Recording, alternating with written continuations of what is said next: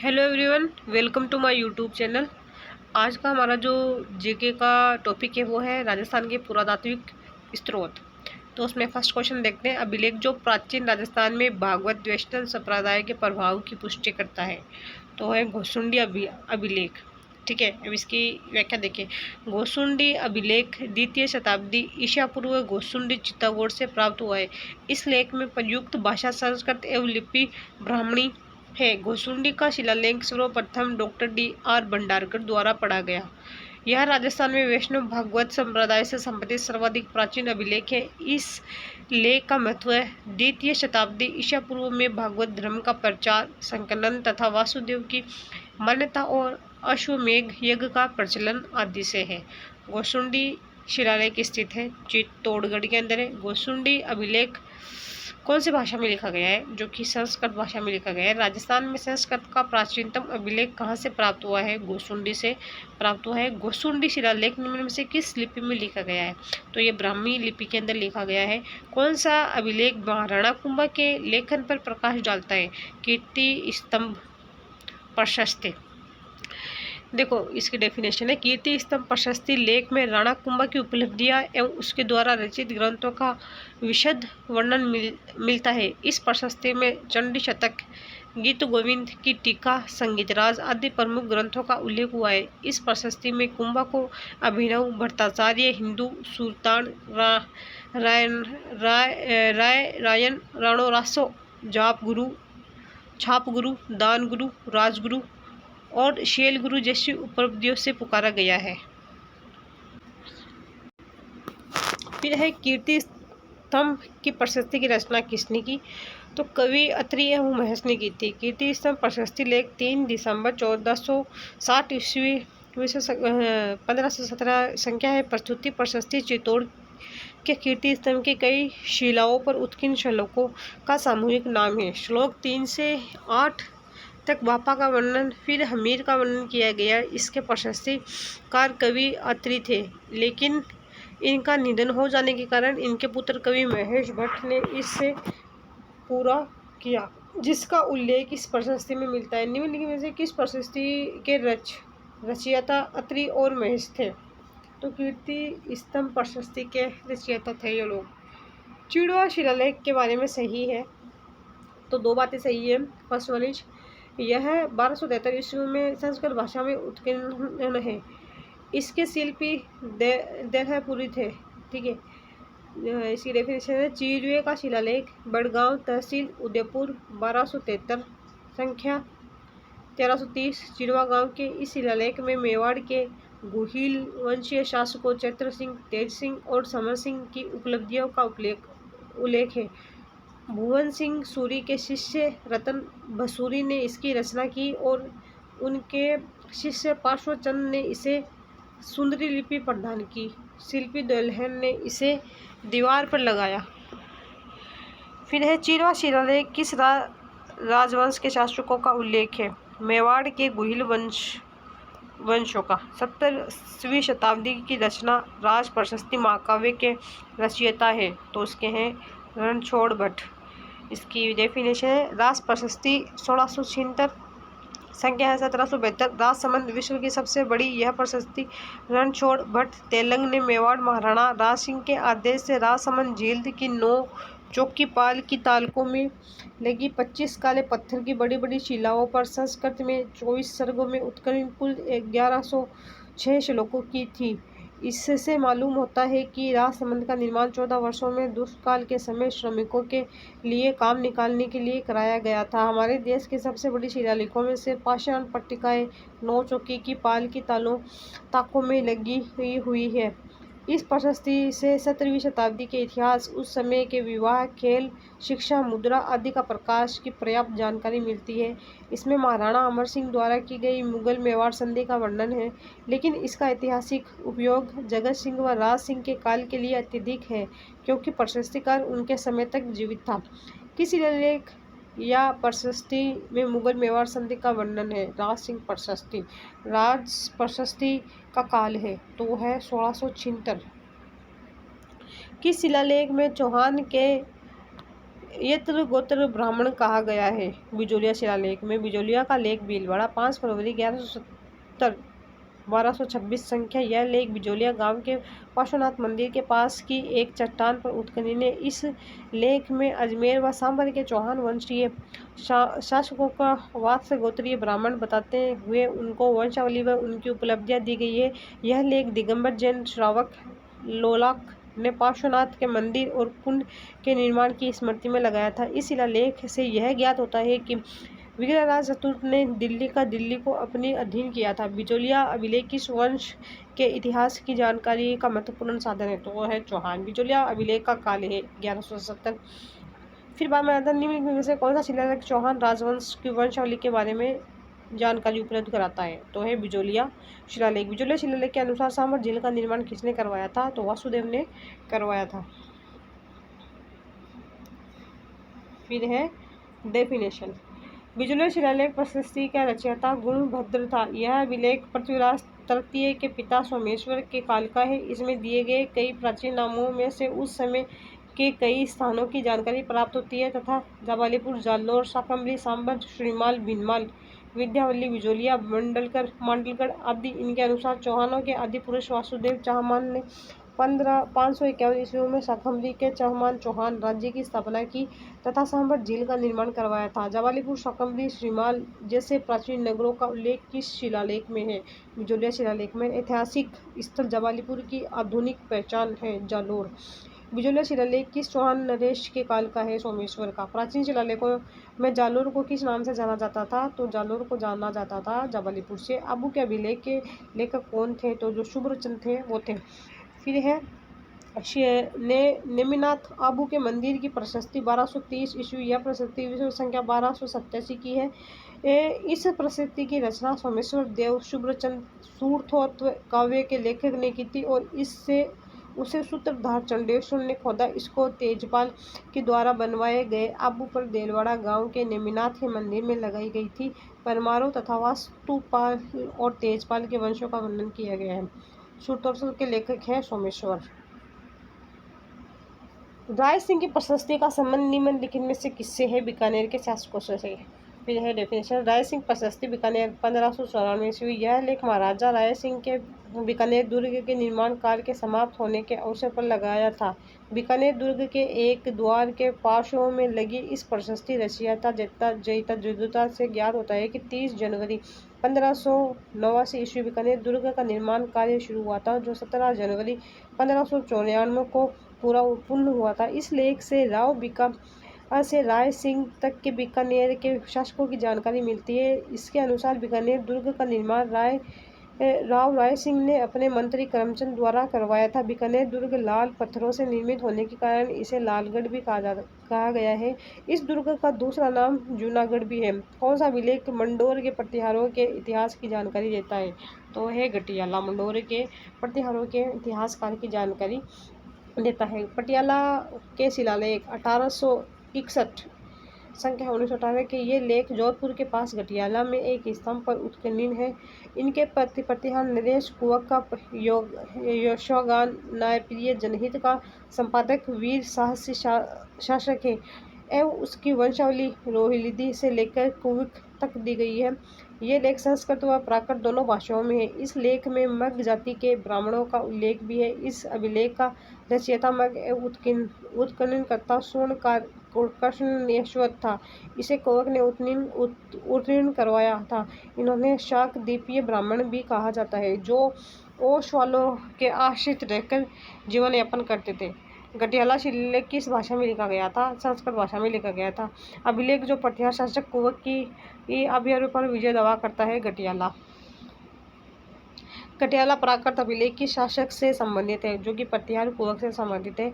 गटियाला शिलालेख के निम्न में से किस वंश की जानकारी प्राप्त होती है, मंडोर, ठीक है, वंश की जानकारी प्राप्त होती है। गटियाला अभिलेख से संबंधित कथनों में से रोंग क्या है, जो रोंग है वो इसका थर्ड आंसर है रोंग है, सॉरी जो 2 है वो रोंग है इसका आंसर, ठीक है। इसमें क्या बोला गया, अभिलेख में नागभट्ट प्रथम की राजधानी मंडोर में इंथान करने का विवरण है, ठीक है। अभिलेख में प्रतिहार शासक हरिश्चंद्र एवं उसके वंशजों का विवरण है, ठीक है।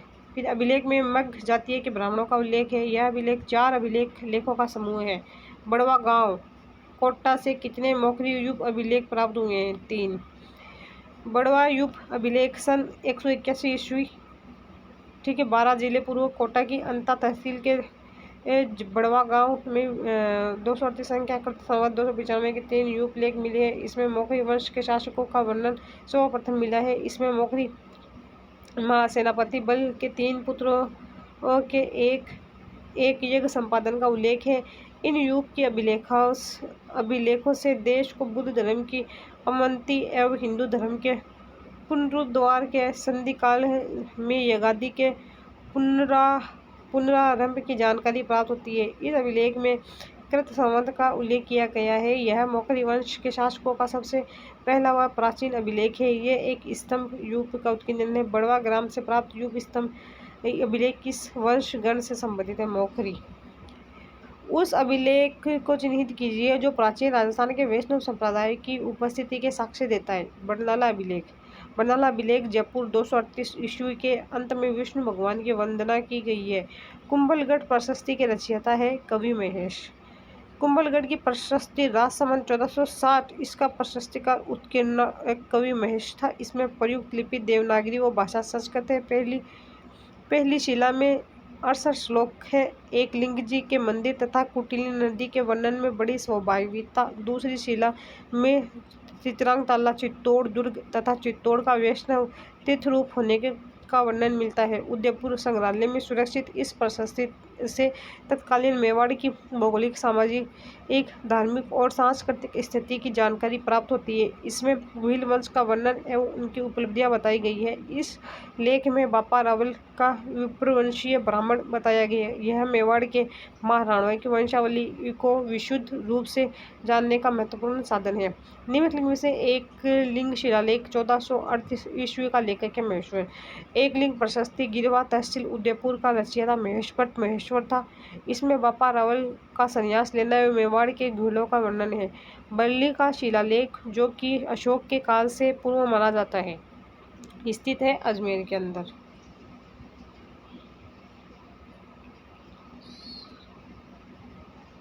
फिर डेफिनेशन देखते हैं।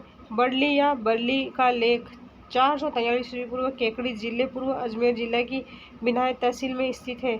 यह राजस्थान का सबसे प्राचीनतम अभिलेख है। बाडली के पास बिल्लोट माता के मंदिर से इसे प्राप्त किया गया था। बरली का शिलालेख ब्राह्मणी लिपि में उत्कीर्ण है। वर्तमान में यह अजमेर संग्रहालय में सुरक्षित है। बरली स्टोन एपिग्राफ शिलालेख चिन्हित किया गया है ब्राह्मणी पांडुलिपि में, ठीक है। निम्नलिखित में से कौन सा प्रतिहारों का इतिहास बताता है? मंडोर शिलालेख। मंडोर शिलालेख जोधपुर मंडोर की एक बावड़ी में शिला पर उत्कीर्ण। इस लेख में 685 ईस्वी के आसपास विष्णु एवं शिव की पूजा पर प्रकाश पड़ता है। मंडोर का दूसरा शिलालेख 1837 ईस्वी में गुर्जर प्रतिहार शासक बाहुक ने खुदवाया था। इसमें गुर्जर प्रतिहार शासकों की वंशावली तथा विष्णु व शिव पूजा के बारे में जानकारी मिलती है। किस अभिलेख में प्रतिहारों को सौमित्र लक्ष्मण के उद्भूत हुआ कहा गया है? ठीक है। ग्वालियर अभिलेख। ग्वालियर प्रशस्ति मिहिर भोज प्रथम की देन है। यह संस्कृत में उत्तरी ब्राह्मणी लिपि की उत्कीर्णन है। इस पर कोई तिथि अंकित नहीं है, परंतु अनुमानत यह 1880 ईस्वी के लगभग की है। इस लेख का लेखक भट्टाधिनय का पुत्र बालादित्य है। इससे गुर्जर प्रतिहारों की वंशावली व उपलब्धियों का वर्णन मिलता है। हाड़ी रानी कर्मावती द्वारा जौहर में प्रवेश करते समय दिए गए भूमि अनुदान की जानकारी का स्रोत कौन सा है? पूर्व के ताम्रपत्र। व्याख्या है। पूर्व का ताम्रपत्र 1553 ईस्वी। यह ताम्रपत्र बहादुर शाह के चित्तौड़ पर आक्रमण के दौरान राजपूत स्त्रियों के द्वारा अपने सत्य की रक्षा के लिए जौहर के प्रवेश की घटना बतलाता है। इससे यह भी ज्ञात होता है कि रानी कर्मावती ने जौहर में प्रवेश करते समय भूमि अनुदान किया था। किसानों से वसूल की जाने वाली विविध बागों का उल्लेख इसमें प्राप्त होता है। चीकरी ताम्रपत्र 1483। चीकरी ताम्रपत्र 1483 इसमें किसानों से वसूल की जाने वाली विविध बाग का पता चलता है। पाशुपत संप्रदाय से संबंधित गुरु विश्व का उल्लेख किसमें मिलता है? हर्ष पर्वत शिलालेख में। हर्ष पर्वत की प्रशस्ति हर्षनाथ सीकर के मंदिर की यह प्रशस्ति 1953 ईस्वी संख्या 1030 की है। इसमें हर्षनाथ मंदिर का निर्माण अल्लट द्वारा किए जाने का वर्णन है। इसमें चौहान का वंशक्रम एवं उनकी उपलब्धियां, पाशुपत संप्रदाय से संबंधित गुरु विश्वरूप का उल्लेख मिलता है। यह चौहान शासक विग्रहराज के समय की है। इसमें वागड़ की वागड़ कहा जाता है। महाराणा कुंभा के समय का प्राचीनतम ज्ञान अभिलेख विक्रमी संवत 1490 प्राप्त हुआ है। ग्राम है बदराड़ा। अधोत लिखित अभिलेखों का सही कालक्रम चुनिए। ठीक है, तो इसमें जो आंसर है वो सबसे नंबर 1 पे आ जाता है बिजोलिया अभिलेख। ठीक है, फिर बाद के अंदर आता है पुचकला अभिलेख। ठीक है, फिर बाद में आ जाता है हमारा इसमें फर्स्ट नंबर पर था गोसुंडी अभिलेख, दूसरे नंबर पर था पुचकला अभिलेख, थर्ड पे था बिजोलिया अभिलेख, फिर फर्स्ट लास्ट में जो था वो था हमारा बिजोलिया नेमिनाथ अभिलेख। फिर है गोसुंडी अभिलेख द्वितीय शताब्दी ईस्वी। फिर बुच कला का अभिलेख 1815 ईस्वी में पार्वती मंदिर बुच कला बिल्लाड़ा जोधपुर में मिले वत्सराज के पुत्र नागभट्ट गुर्जर पटियार के शासनकाल का है। इसका सूत्रधार देई था। बिजोलिया का लेख भीलवाड़ा 1170 ईस्वी। नेमिनाथ आयु के मंदिर की प्रशस्ति 1230 ईस्वी। रसिया की क्षत्रिय अभिलेख का नाम उत्खनन है नरवर्मा गुहिल। वह क्या है? रसिया की छतरी का अभिलेख 1274 चित्तौड़गढ़ जिले के राजमहल के पीछे उत्खनन। इस लेख से मेवाड़ के गुलवंशीय शासक बप्पा से नरवर्मा तक की जानकारी प्राप्त की है। इसकी रचना प्रियपट्टू के पुत्र वेद शर्मा ने की। इस लेख में मेवाड़ के 13वीं शताब्दी के जनजीवन एवं प्राकृतिक स्थिति की जानकारी नागदा एवं देलवाड़ा मिलती है। कौन सा अभिलेख चित्तौड़ के प्रारंभिक इतिहास पर प्रकाश डालता है? मनमोरी का लेख है मानसरोवर झील के तट पर संख्या 1770 सन 1713 ईस्वी के एक स्तंभ पर उत्खनन। इस लेख में अमृत मंथन की कथा एवं 4 मौर्य राजाओं का उल्लेख है। इसमें इसके रचयिता प्रशस्तिकार पुष्य नागभट्ट का पुत्र एवं उत्खननकर्ता शिवादित्य का उल्लेख है। कर्नल टोड को चित्तौड़गढ़ से प्राप्त इस लेख से उस समय के राजाओं के द्वारा लिए जाने वाले करों, युद्ध में हथियारों का प्रयोग, शत्रुओं को बंदी बनाए जाने आदि की जानकारी मिलती है। इसमें चित्रांगद मौर्य का उल्लेख है जिसमें चित्तौड़गढ़ का निर्माण करवाया था। जब कर्नल टोल ने इस इंग्लैंड ले जा रहा था तो असंतुलन के कारण समुद्र में फेंकना पड़ा। मानमोरी शिलालेख राजस्थान के किस क्षेत्र से संबंधित है? चित्तौड़। शिलालेख प्रशस्ति और उनके उत्खनन वर्ष को सही जोड़िए। सीक्वेंस देखना है तो फर्स्ट आ जाता है हमारा अचलेश्वर शिलालेख 1584-85 ईस्वी। फिर 2 है बिजोलिया शिलालेख 1170 ईस्वी। कुंभलगढ़ प्रशस्ति 1460 ईस्वी। बिजोलिया का शिलालेख भीलवाड़ा 1170 ईस्वी संख्या 1226। चिरवे का शिलालेख उदयपुर 1273 ईस्वी संख्या 1330। श्रृंगी ऋषि शिलालेख उदयपुर 1428 संख्या 1485। रणकपुर प्रशस्ति का लेख पाली के अंदर है 1439 ईस्वी संख्या है 1496। नाथ प्रशस्ति राजस्थान की किस रियासत से संबंधित है? मेवाड़। उदयपुर के लकुलिश के मंदिर में लगे शिलालेख को नाथ प्रशस्ति 1971 ईस्वी कहा जाता है। इसकी भाषा संस्कृत, पदों में देवनागरी लिपि है। इसमें मेवाड़ के इतिहास का वर्णन है। आलमशाही मुगलिया सिक्का राजस्थान में कहाँ प्रचलित था? बीकानेर में। सन 1759 के लगभग बीकानेर टकसाल में शाह आलम के चांदी के सिक्के डाले गए जो 1559 तक प्रचलन में रहे। इन सिक्कों पर एक और फारसी में सिख मुबारक साहब किरासानी आलम बादशाही गाजी तथा दूसरी ओर सन 1121 जुलूस मेमनत मानुस अंकित होता था। अपराजित के शिलालेखों के रचयिता निम्नलिखित में से कौन है? दामोदर। 661 ईस्वी में दामोदर द्वारा रचित अपराजित का शिलालेख में मेवाड़ के गुहिल शासक अपराजित की उपलब्धियों का वर्णन है। यह लेख मेवाड़ के नागदा गांव के निकटवर्ती कुंडेश्वर के मंदिर में मिलता है। निम्नलिखित में से किस क्षेत्र में पंचमार्ग सिक्कों के बारे में सबसे पहले साक्ष्य प्राप्त हुआ है? राजस्थान। फिर है मुद्राएं पंचमार्क कॉइन्स। पंचमार्क सिक्कों का प्रचलन भारत में 5वीं से दूसरी शताब्दी ईसा पूर्व गंगा सिंधु मैदान में महाजनपद काल में था। बेराट के उत्खनन में एक कपड़े में बंधी हुई चांदी की 8 आहत मुद्राएं प्राप्त हुई है। सांबर के उत्खनन में 6 पंचमार्क, रेड के उत्खनन में 3075 चांदी के पंचमार्क मुद्राएं एवं रंग महल में भी आहत मुद्राएं आदि प्राप्त हुई है। प्राचीन अंतम पंचमार्क सिक्के का समय था 600 ईसा पूर्व से 200 ईसा पूर्व। डोडिया क्या है? जैसलमेर राज्य का प्राचीनतम सिक्का है। जैसलमेर में तांबे का सिक्के का प्रचलन में था जो डोडिया कहलाता है।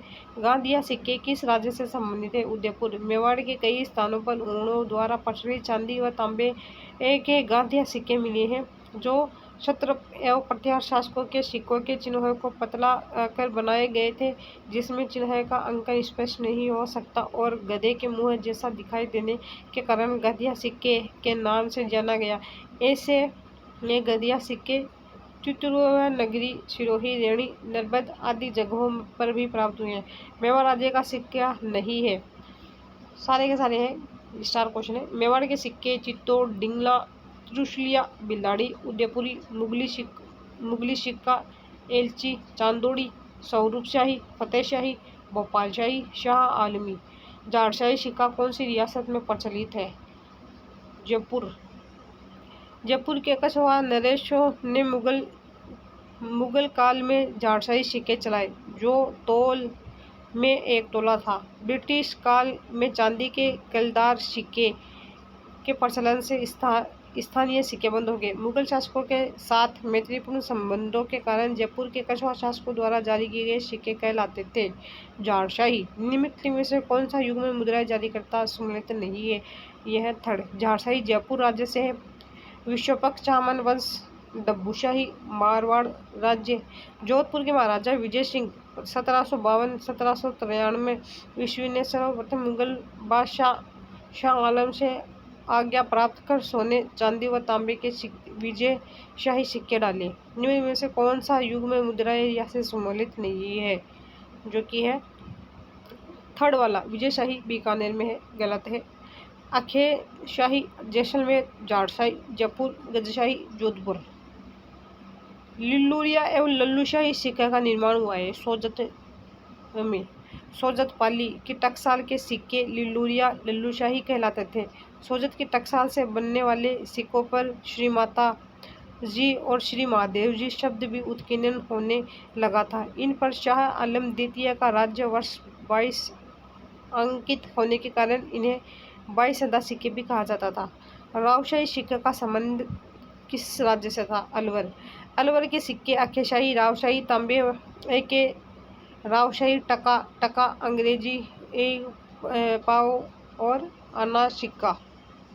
राजपूताना की किस रियासत के सिक्कों पर एक और सामाजी विक्टोरिया का चेहरा और अंग्रेजी में विक्टोरिया एम्प्रेस लिखा होता था और दूसरी ओर नागरी तथा उर्दू लिपि में महाराजा का नाम लिखा होता था? बीकानेर।